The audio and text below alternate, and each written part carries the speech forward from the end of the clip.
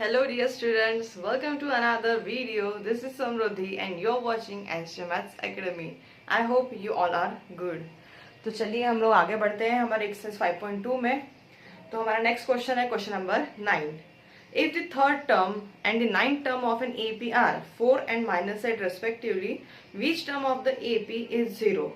उन्होंने हमें यहाँ पर थर्ड टर्म की वैल्यू दी है और नाइन्थ टर्म की वैल्यू दी है. अब वो बोल रहे हैं कि कौन से नंबर की टर्म है जिसकी वैल्यू 0 आने वाली है, यानी यहाँ पे हमें क्या फाइंड करना है, n की वैल्यू. तो सबसे पहले जो गिवन है वो लिख लेते हैं हम. गिवन क्या क्या है हमें, क्या है हमें यहाँ पे A3 equals to 4 and A9 equals to -8. अब यहाँ मुझे फर्स्ट टर्म भी नहीं पता, कॉमन डिफरेंस भी नहीं पता. तो हमने जैसे प्रीवियस क्वेश्चन में किए थे, इन दोनों इक्वेशंस को साइमल्टेनियसली सॉल्व कर हम फर्स्ट टर्म की वैल्यू और कॉमन डिफरेंस निकाल लेंगे. उसके बाद में हम चेक करेंगे कि कौन से नंबर की टर्म है जिसकी वैल्यू 0 आने वाली है. सो देयरफॉर A3 को कैसे लिखेंगे अपन, A प्लस 2D. A3 की वैल्यू क्या है 4 equals to A plus 2D. ये हो गया इक्वेशन नंबर 1. नेक्स्ट A9 को कैसे लिखेंगे आप, A plus n minus 1 into D. A plus 9 minus 1 into D, यानी ये क्या हो गया A प्लस 8D. A9 की वैल्यू -8, A प्लस 8D. ये हो गया अपना इक्वेशन नंबर 2. अब साइमल्टेनियसली हम इक्वेशन 1 एंड इक्वेशन 2 को सॉल्व करेंगे. एक उसमें से वेरिएबल एलिमिनेट कर देंगे, जैसे हमेशा अपन A को एलिमिनेट कर देते थे माइनस से मल्टीप्लाई करके.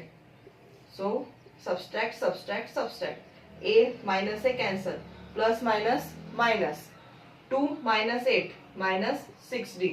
माइनस माइनस क्या हो गया यहाँ पे प्लस, 8 प्लस 4 12. माइनस 6 से इक्वल टू किधर जाके डिवीजन में आ गया, D इक्वल्स टू -2.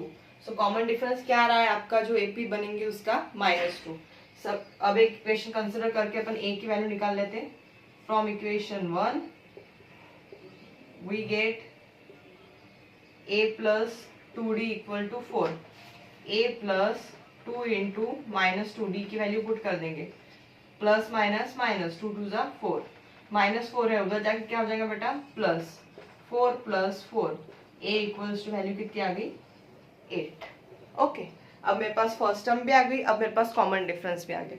अब मुझे चेक करना है कि कौन से नंबर की टर्म है जिसकी वैल्यू 0 आने वाली है. यानी यहाँ पे आपको क्या चेक करना है, टू प्रूफ और टू चेक. यहाँ पे फाइंड करना है अपने को n की वैल्यू, और उन्होंने क्या दिया है अपने को कि an की वैल्यू क्या है 0. कौन से नंबर ऑफ टर्म की जो वैल्यू है वो 0 आने वाली है, यहाँ पे अपने को चेक करना है. तो सिंपल यहाँ पे अपन लिखेंगे therefore an equals to A plus n minus 1 into D. an की वैल्यू कितनी है 0, A की वैल्यू कितनी है आपकी 8, प्लस n की वैल्यू तो मुझे फाइंड करनी है, और D की वैल्यू कितनी आई -2. 0 equals to 8 plus minus 2n minus minus plus 2. Multiply कर दिया अंदर अपन ने. सो ये हो गया 0 equals to 8 plus 2 10 minus 2n. Minus 2n है इक्वल टू किधर आके प्लस हो गया, n equals to 10/2. Therefore n की वैल्यू कितनी आएंगी 5. देयरफॉर फिफ्थ टर्म की वैल्यू क्या आने वाली है गिवन AP में 0. कौन सा टर्म की वैल्यू, फिफ्थ टर्म की.